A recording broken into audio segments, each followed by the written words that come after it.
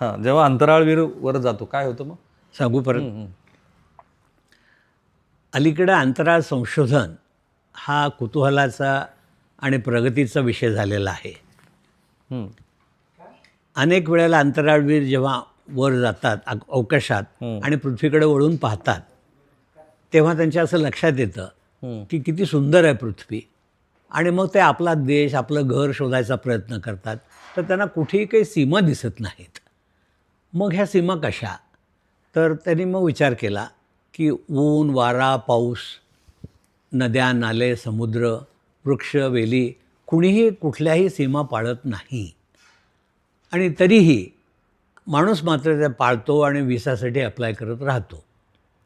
तद्वतच माणसाच्या शरीराचा विचार केला तर असं लक्षात येतं की शरीरातही कुठल्या सीमा, भिंती काही नाही आहेत. पण तरीही आम्ही डॉक्टर लोक, मी अमक्याचा स्पेशालिस्ट, मी तमक्याचा सुपर स्पेशालिस्ट असं मिरवत असतो. मग हे कसं काय? तर शेवटी अनुभवाने माणूस जास्त शहाणा होतो आणि अनुभवसिद्ध माणूस एखाद्या विषयावर चांगली मतं मांडू शकतो.